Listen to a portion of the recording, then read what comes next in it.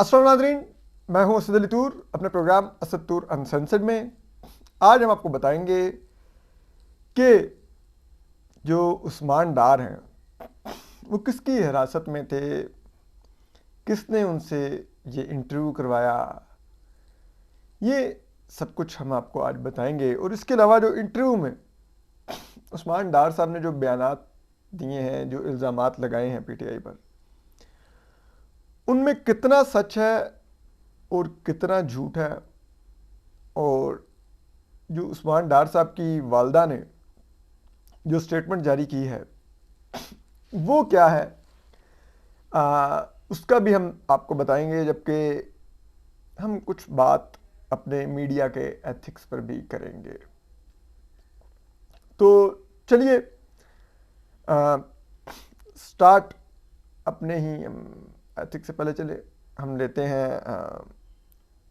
उस्मान डार साहब की वालदा से। उस्मान डार साहब की वालदा जो कि काबिल एहतराम है, मेरी माँ की उम्र की हैं, तो हम सब की माँओं जैसी हैं।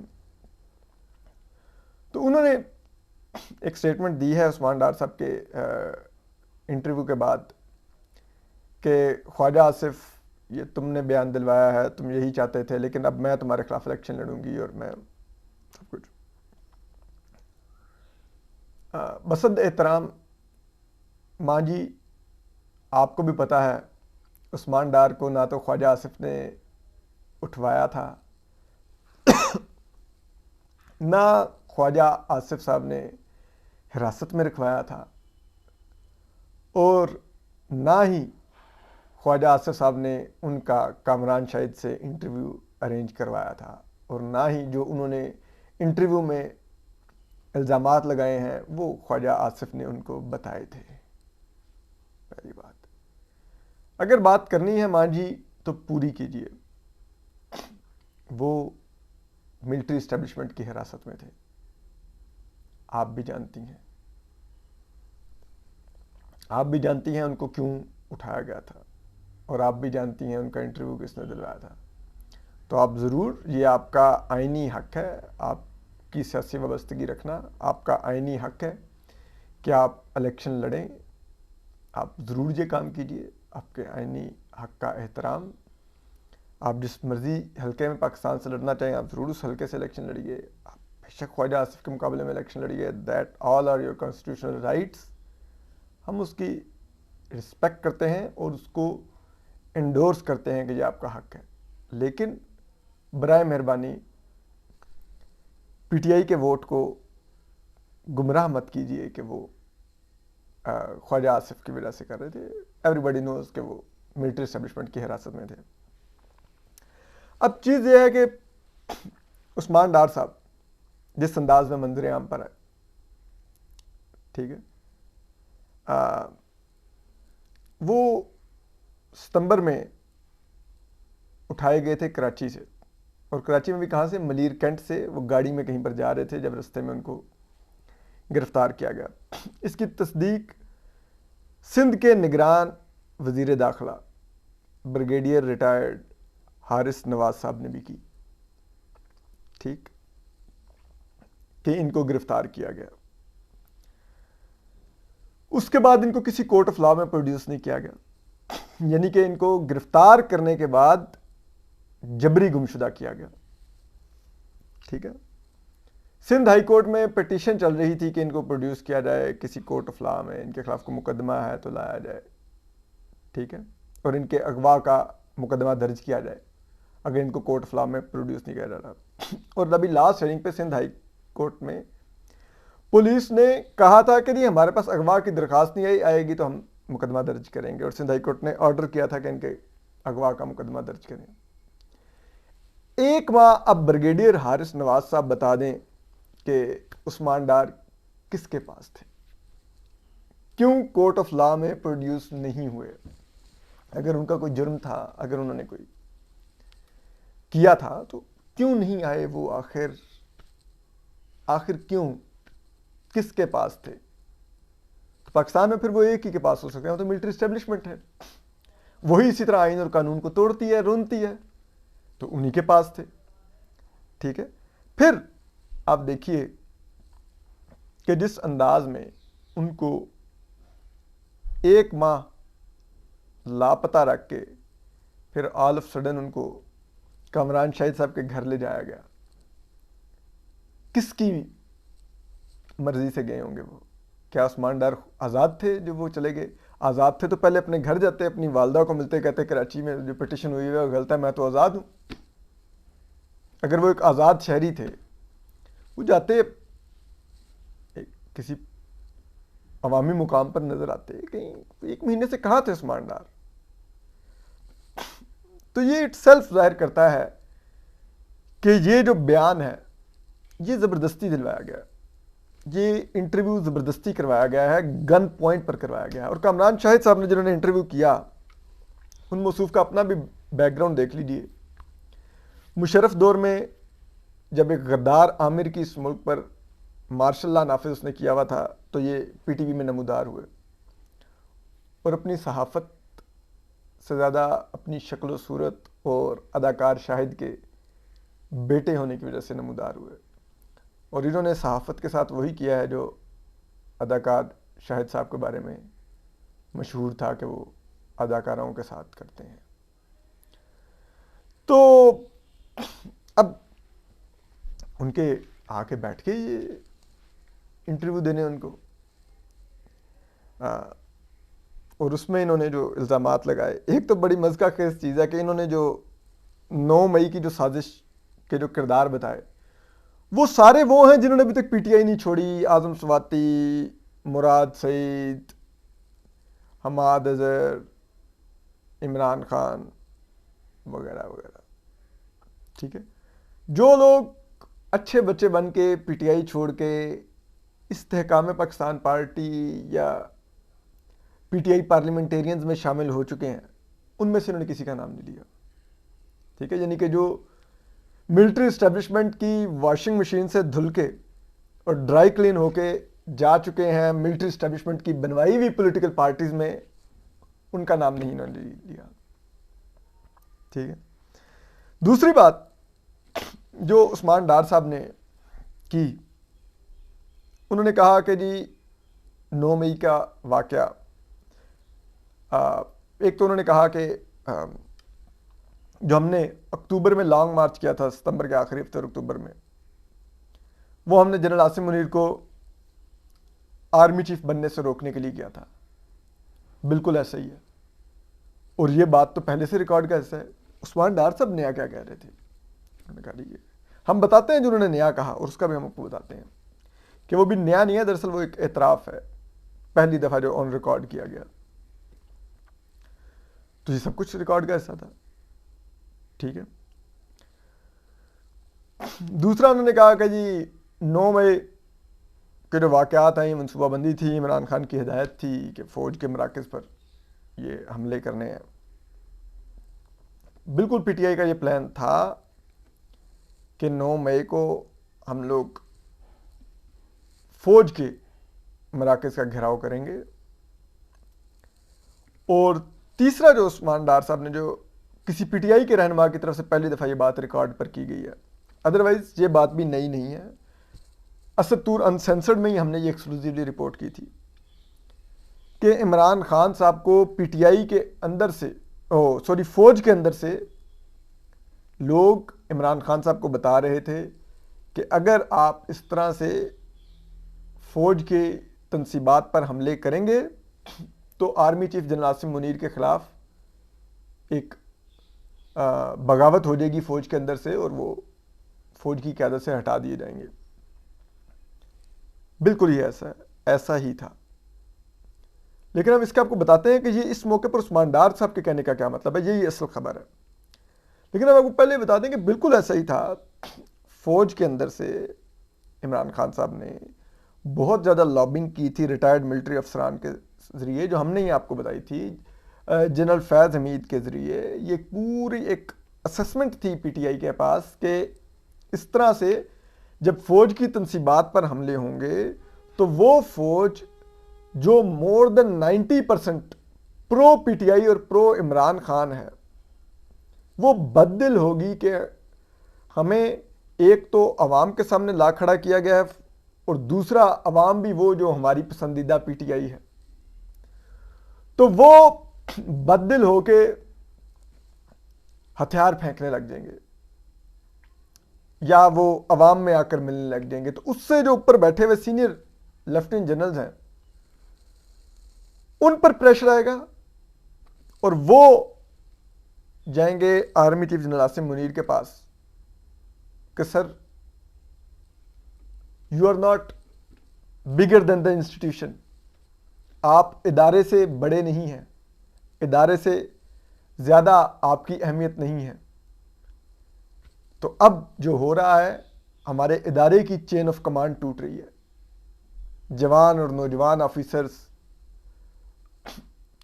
फौज के साथ काम करने से इनकार करके पीछे हट रहे हैं और फौज के ऑर्डर मानने से इनकार कर रहे हैं। तो बेहतर है आप रिजाइन कीजिए और घर जाइए। और उसके लिए अब ये बात तो फौज को बतानी चाहिए कि कितने लेफ्टिनेंट जनरल्स ऑन बोर्ड थे। तो दैट वाज द प्लान, लेकिन वो उस तरह से नहीं एग्जीक्यूट हो, उसका जो एक्सपेक्टेशन थी वो नहीं किया मिलिट्री ऑफिसर्स ने या जनरल्स ने, क्योंकि जाहिर बात है फौज में इतने ज़्यादा पर्क्स होते हैं, प्लॉट, रकबे, पेंशनें, फ्री मेडिकल, सब्सिडाइज्ड हर चीज़ फॉर लाइफ।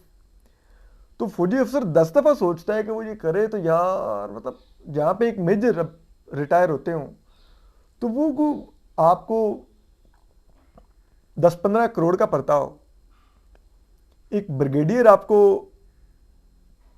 40-50 करोड़ का पड़ता हो, एक जो लेफ्टिनेंट जनरल है वो रिटायर्ड होता हो तो वो घर कोई 1.5-2 अरब लेके जाता हो, तो वो 10 दफ़ा सोचता है कि यार मैं 1.5-2 अरब लूज कर दूंगा अगर ये मैंने स्टेप लिया और ये फायर बैक कर गया और ये उस तरह ना उसका। तो वो फिर चुप हो जाते हैं। वो 10 दफ़ा सोचते हैं, एक तरफ 1.5 अरब, एक तरफ वो पीटीआई की लॉयल्टी, तो वो नहीं उस तरह से मटेरियलाइज उसकी, और ये मिसकैलकुलेशन ही दरअसल पीटीआई को कॉस्ट की। तो अब जब उस्मान डार ये बात कह रहे हैं, ठीक है, तो बात ये है उस्मान डार साहब जिनकी हिरासत में थे, यकीनन उनकी तरफ से ही ये वो बात कन्फेस कर रहे हैं कि फौज के अंदर से इमरान खान साहब को ये इशारे थे कि ये किया जाए। लेकिन ये बात पिछले काफ़ी अरसे से जो एक और आईएसआई के टाउट हैं फैसल वाडा साहब, वो भी कह रहे हैं कि वो चकवाल से कार्रवाई शुरू होगी, बहावलपुर से होती हुई कोयटा तक जाएगी। उनका इशारा लेफ्टिनेंट जनरल फैज हमीद से लेकर लेफ्टिनेंट जनरल आसिफ गफूर तक होता है। वो भी एक अरसे से ये बात कर रहे हैं। हमारा पॉइंट ये है कि अगर, जो कि यकीनन फौज भी जानती है अंदर से लोग थे इन्वॉल्व, तो उनके खिलाफ कार्रवाई क्यों नहीं करते? अब हमें बताते तो नहीं नहीं देखो वो कोर कमांडर लाहौर हटा दिया, फलां निकाल दिया। अरे भाई बात ये नहीं है ना, कोर कमांडर लाहौर इस वजह से नहीं हटाए गए कि वो पीटीआई के साथ साजिश में शरीक थे, वो इस वजह से हटाए गए कि उस दिन वो लाहौर के कैंट को प्रोटेक्ट नहीं कर सके, बल्कि अपने घर को भी प्रोटेक्ट नहीं कर सके। जानते थे, इंटेलिजेंस थी कि पीटीआई वाले आएंगे, मौसूफ घर मैंगो पार्टी कर रहे थे अपनी फैमिली के साथ, ठीक है। तो वो ये वजह थी। लेकिन ये जो लोग हैं जिन्होंने ये किया है, ये कितनी मज़ा खेज बात है कि फौज मुझे और आपको तो कहती है कि हाउ डेयर आप कंटोनमेंट में घुसे थे, उठा लो, मिलिट्री कोर्ट में ले जाओ, फलान कर दो, नहीं छोड़ेंगे, मनसूबा साजों को नहीं छोड़ेंगे, हमलावरों को नहीं छोड़ेंगे। तो भाई हम सिविलियन हैं, हमें सिविलियन कोर्ट्स में ट्राई होने दें, हमें हमारी साजिश की कीमत अदा करने दें। आप अपना हाउस इन ऑर्डर करें ना, हमें दिखाएं कि आपने अपने इदारे के अंदर किनको एग्जैक्टली पनिशमेंट दी है, क्योंकि वो तो आपके आर्मी एक्ट के तहत आपकी डोमेन में भी आते हैं, आपका दायरा कार भी है। उनको सजा सुनाइए, उनको हमें नाम बताइए, ये जर्नैल, ये ब्रिगेडियर, ये कर्नल, ये फलां फलां थे, और इनको ये सजा सुना के हमने ये कर दिया है। तो अब हम सिविलियन से मुतालबा कर रहे हैं कि वो भी अपने लोगों का एहतसाब करें। तो फिर हमारी कोर्ट्स मौजूद हैं, हमारी लॉ इन्फोर्समेंट एजेंसीज मौजूद हैं, उनको एम्पावर होने दीजिए, उनको ये एहतसाब करने दीजिए। ये क्या मजाक है? आप इस वाक़े को जवाब बना के अभी भी अपने लोगों को नहीं पूछ रहे, लेकिन सिविलियंस को जिनको 75 साल से आपने वो फैंटी लगानी शुरू की हुई है, इस वाक़े की बुनियाद पर भी सिविलियंस को फैंटी लगाई जा रहे हैं और वो हमें बताया जा रहा है नहीं जी मार रहे बेटी को हैं, सुना रहे बहू को हैं। ये तो मत कीजिए ना, ये इधर उधर से इस तरह के इल्जामात मत लगवाइए, खुद आइए बात कीजिए, दीजिए एसपीआर प्रेस कॉन्फ्रेंस करें, बताएं ये हमारे पास इंटेलिजेंस आई है, ये हमने तहकीकात की हैं, ये लोग थे, हमने उनको कोर्ट मार्शल कर रहे हैं हम या कर चुके हैं। तो कौम को यकीन है ना इस पर, जब ये अकाउंटेबिलिटी होगी। आप कभी भी सुने जब भी फौज ने किसी भी अपने अफसर को अकाउंटेबिलिटी के लिए उसका कोर्ट मार्शल किया है या कुछ किया है, तो अवाम ने सराहा है, फौज की उससे क्रेडिबिलिटी बेहतर हुई है, साख मुतासिर नहीं हुई, ना ही फौज डिमोरल हुई है उससे। तो ये दिखाइए, पब्लिकली कीजिए इससे सब कुछ। इसी तरह बात ये जो आखिर में हमारे मीडिया एथिक्स है, मुझे एक चीज बड़ी मायूसी हुई है कल की, जो मेरे बहुत से सीनियर्स हैं वो कल के बहुत खामोश हैं। वो ये खबर तो ट्वीट कर रहे हैं कि उस्मान डार ने बड़ा इंकशाफ कर दिया कि जी फौज के अंदर से इमरान खान साहब कुछ ये, और इमरान खान साहब मंसूबा साज थे और ये इतराफ़ है। और ये पहले ये बताइए, हम पहले एहसान को स्क्रीन पे लाके बिठा चुके हैं, हम सोलत मिर्ज़ा के कन्फेशनल स्टेटमेंट्स चलवा चुके हैं, सब कुछ कर चुके हैं।